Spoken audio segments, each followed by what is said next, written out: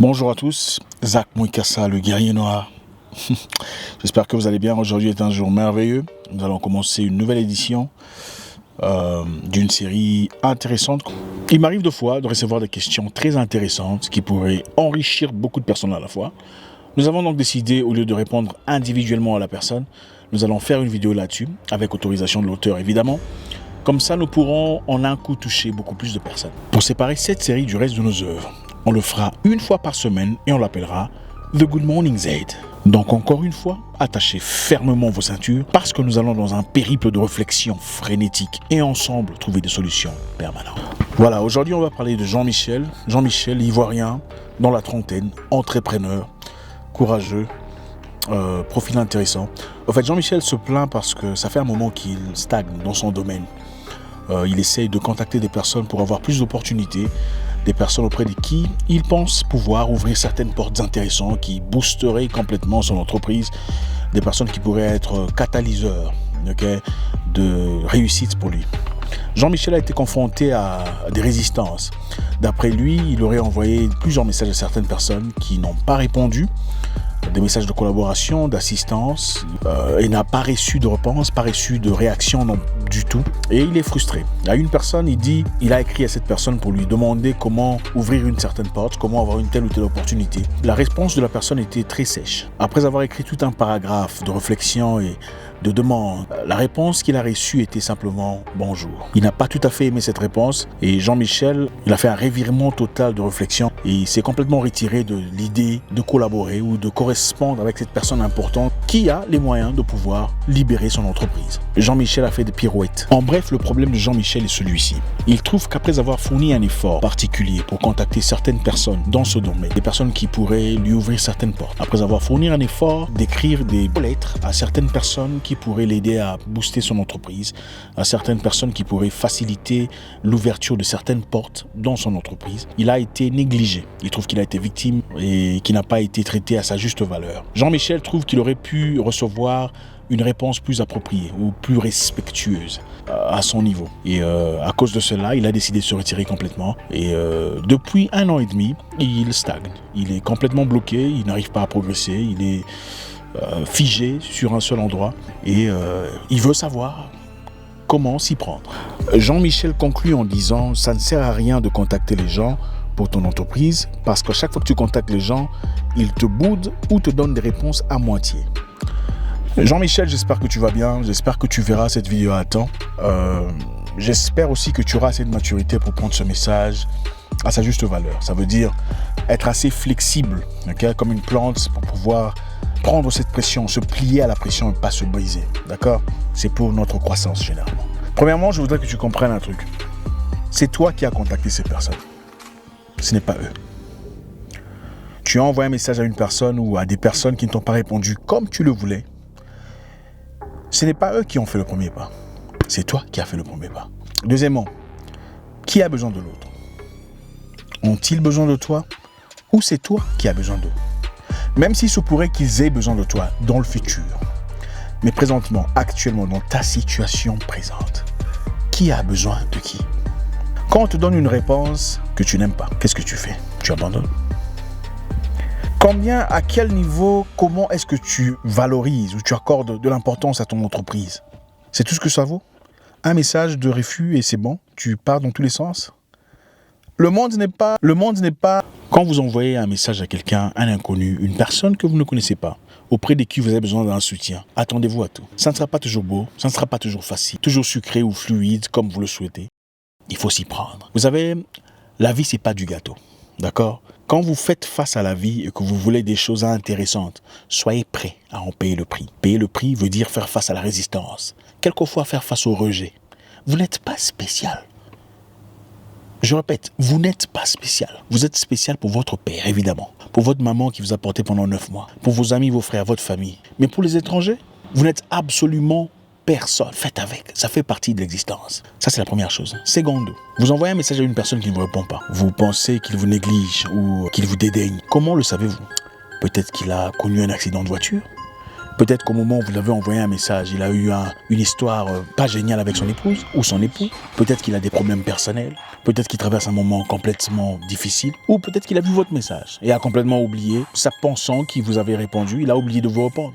Ou peut-être qu'il avait reçu un appel de téléphone ou arrêté par la police de route quand il disait bonjour. Et vous concluez immédiatement qu'il m'a dit un bonjour sec. Ce n'est pas lui qui a des problèmes. C'est vous qui avez des problèmes. Vous savez, très souvent, nous jugeons les gens pas sur base de ce qu'ils sont, mais sur base de ce que nous sommes, sur base de nos expériences personnelles, nos expériences du passé. Ah, tu vois, dans le passé, on m'a déjà fait ça. Ça veut dire que si lui dit ça, c'est aussi ça. Qui vous a dit ça? Très souvent, lui là, c'est sûr qu'il me méprise. Qui vous a dit ça? Avez-vous vérifié? Donc, si vous, dans votre cas, vous vous comportez comme ça vis-à-vis d'une personne, ou vous répondez de telle sorte, vous pensez que tout le monde aussi méprise en faisant ça? Ce n'est pas vrai. Nous sommes très souvent le problème auquel nous faisons face. Les vraies difficultés de l'homme sont souvent les difficultés dans sa tête. Les questions sans réponse, les vides qu'on a. Pourquoi il a réagi comme ça? Pourquoi il ne m'a pas répondu? Vous tirez des conclusions à la place de quelqu'un. Après avoir écrit 3, 4, 5 paragraphes, vous envoyez un message à quelqu'un, il vous répond bonjour. D'accord? Il aurait bien pu écrire plus, c'est vrai. Mais il vous a écrit bonjour. Bonjour vaut mieux que rien. Un bonjour sec vaut mieux que rien. C'est vous qui avez besoin de lui, pas le contraire. Vous avez vraiment besoin de lui, alors mettez de côté votre ego. Effacez votre nombrilisme, le besoin d'être toujours au premier plan, d'être considéré. C'est une maladie mentale. L'une des plus grandes maladies des Africains en général, c'est le besoin excessif d'être considéré, d'être respecté, d'être remarqué. Vous allez à une fête, on vous dit, monsieur, asseyez-vous là. Vous refusez. Non, vous ne voulez pas vous asseoir là, vous voulez vous asseoir là. Attendez, c'est la fête d'autrui. On vous dit, asseyez-vous là, vous ne voulez pas là-bas. Vous voulez qu'on vous mette... Écoutez.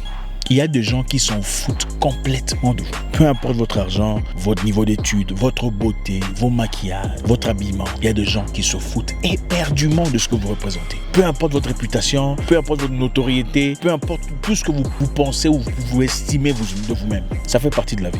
J'ai compris que dans la vie, il y a des échelles pour tout. Il y a un niveau, des escaliers, il y a un niveau pour tout. Vous pouvez peut-être être un gros poisson dans une rivière. Il y a des petits poissons dans l'océan qui représentent plus grands que vous. Il y aura toujours des gens plus grands que vous. Auprès de qui il faut s'incliner. Et s'incliner n'est pas signe de faiblesse.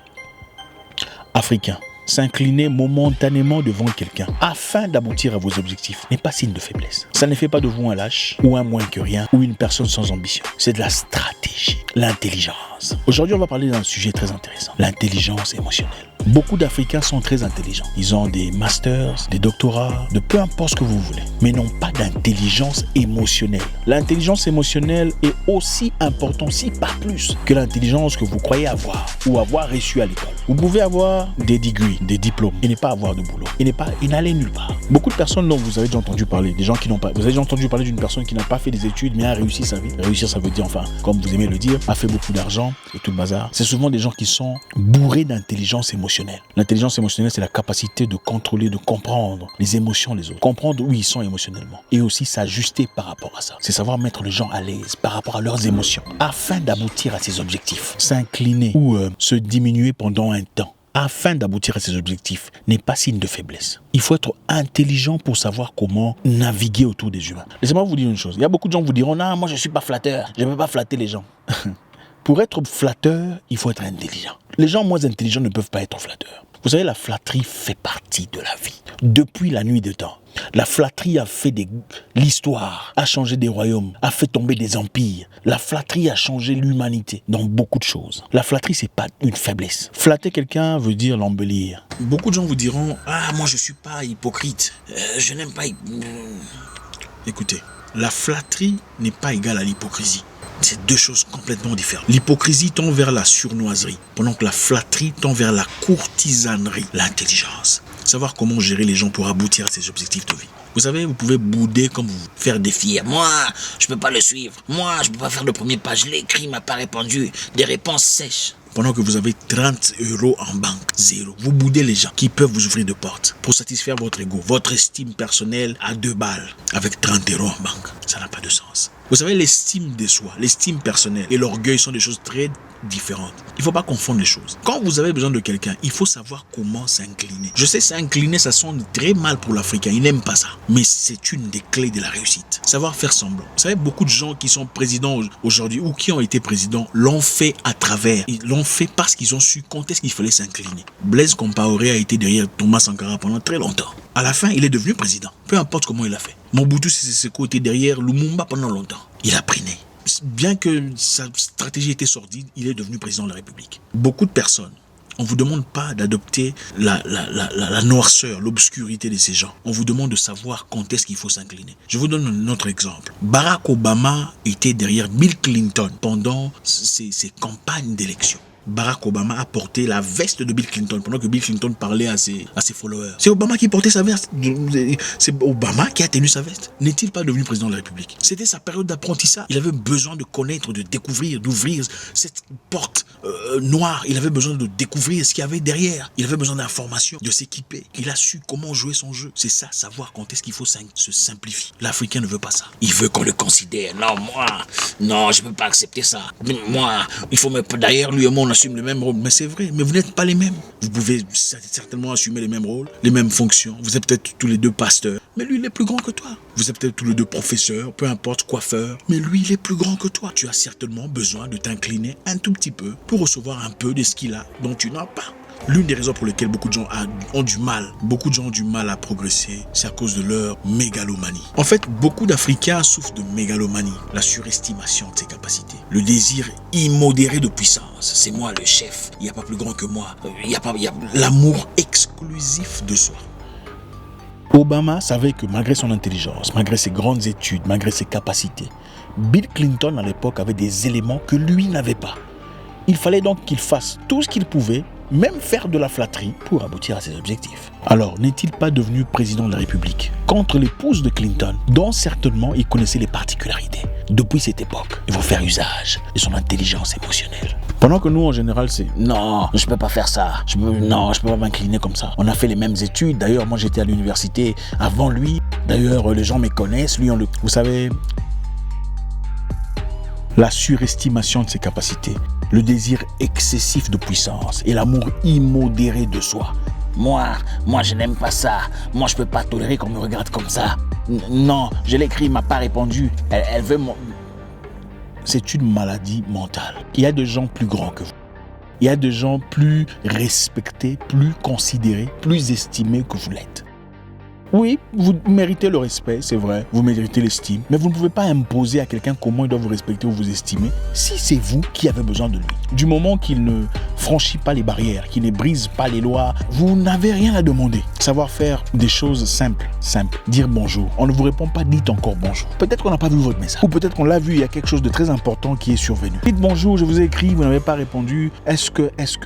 C'est comme ça qu'on fait. Vous ne restez pas dans votre coin en train de bouder. Je l'ai écrit, il ne m'a pas répondu. Cette femme-là. Ça, c'est de la mégalomanie. À partir du moment où vous n'avez pas ce que vous cherchez, faites tout ce que vous pouvez selon vos valeurs pour y aboutir. Tout flatteur vit aux dépens de celui qui l'écoute. La flatterie n'est pas égale à l'hypocrisie. Apprenez comment en faire usage pour votre bien. Troisièmement, vous n'êtes en compétition avec personne. Vous êtes pasteur, modérateur, intellectuel, coach, ingénieur, mécanicien, coiffeur, musicien, peu importe. Faites ce que vous pouvez pour aboutir. Faites ce que vous pouvez pour monter au niveau supérieur. Vous rencontrez des gens dans votre domaine, mais qui paraissent être distants. Faites le premier pas. Vous faites un premier pas et on paraît ne pas vous répondre comme vous le souhaiterez. Faites encore un autre pas. Vous n'en mourrez pas. À partir du moment où vous pouvez en gagner quelque chose de positif, un catalyseur, quelque chose, un booster, quelque chose qui pourrait vous aider à exploser dans votre domaine. Faites ce qu'il y a de nécessaire pour y arriver. Vous êtes francophone, vous voulez parler à une personne auprès de qui vous pouvez gagner certaines histoires. Écrivez correctement. Le français est compliqué. Bonjour monsieur ou madame, j'espère que vous allez bien.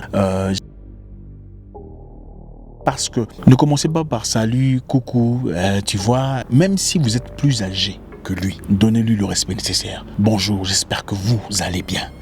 Vous savez, le problème c'est le français. L'anglais c'est facile. You, c'est you. Mais en français, il y a tu et il y a vous. Les protocoles sont là. Apprenons à mettre sur la page des gardes notre meilleure version. C'est vrai qu'il peut y avoir des gens dénués de bon sens, dénués de respect qui ne vous répondent pas par orgueil ou par surestime de soi. Mais clairement, c'est des gens qui souffrent de la même maladie. Mais vous, Faites ce que vous pouvez faire. Donnez-vous les meilleures chances possibles. Il y a très longtemps, un roi en Europe avait derrière lui un courtier. Il avait des gens qui l'entouraient. Ce courtier était la personne qui célébrait le roi, glorifiait le roi ouvertement, vénérait le roi ouvertement. Il faisait semblant, roi, tu es grand, tu es fort. À chaque fois qu'il avait un problème avec quelqu'un, il voulait éliminer une personne. Il disait au roi, voyez-vous cette personne là-bas, Luc par exemple, il ne vous aime pas. Il faut le tuer. Parce que finalement, à la fin, il se lèvera contre vous dans l'avenir et vous tuera. Et s'il vous tue pas, il tuera votre enfant. Le roi dit oui, tu as raison. Le roi sort et dit, Luc, toi, tu es traître, tout ça. Il fait tuer Luc. Luc meurt. Le roi l'a fait à maintes reprises. Le courtier ne se prononçait pas. C'était le roi qui exécutait. Mais lui faisait que célébrer le roi, glorifier le droit, lui dire combien il était intelligent et fort. Finalement, quand le peuple s'est levé, ce n'est pas ce monsieur courtier qu'on a tué, c'est le roi qu'on a tué. Le peuple a tué le roi, pensant que c'est le roi qui prenait les décisions. Pourtant, il y avait quelqu'un derrière le roi, qui était en effet le vrai roi, malgré sa simplicité, son intelligence. Il a fait usage de la flatterie pour être roi dans un royaume qu'il n'a jamais dirigé, mais n'a pas payé les prix de la mort. C'est le roi qui l'a payé à sa place. Aujourd'hui, il y a un président africain qui est comme ça. Il se croit président, mais en réalité, ce n'est pas lui qui est le président. Il y a quelqu'un derrière lui qui prend les décisions à sa place et lui dit non, tu vois, toi tu es fort, il faut faire ça, il faut faire ça. Lui, il est président, mais en réalité, ce n'est pas lui qui est. Je ne dirai pas le nom du pays. Enfin bref, depuis la nuit de temps, beaucoup de gens ont assumé le rôle de présidence ou de roi ou de chef d'entreprise sans vraiment être propriétaires. Ils ont simplement été là, derrière, en train de sortir les mots qu'il faut. Des bons flatteurs, pas des hypocrites. Des bons flatteurs, mais qui ont su comment assumer leurs responsabilités. Le bon sens et la flatterie font partie de l'humanité depuis la nuit de temps.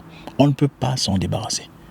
Même pour parler à une fille, il faut savoir comment l'aborder. Même si vous estimez qu'elle est moche, il faut savoir comment dire ce qu'on a envie de dire. Sinon, on est disqualifié. Il faut savoir faire ce qu'il faut faire pour aboutir à ses objectifs. Simplifiez votre vie. La vie n'est pas aussi compliquée que ça. C'est souvent nous qui la compliquons. Merci encore de faire partie de ce mouvement de grandeur. Comme je l'ai dit précédemment, on le fera une fois par semaine. Vous avez un choix. Ce n'est pas compliqué. Vous pouvez simplifier votre vie, faire le premier pas et avancer progressivement. Même si on dit que vous êtes flatteur. Ou rester boudé dans votre coin et avec votre honneur et vivre avec vos 30 € en banque pour longtemps. À vous de voir.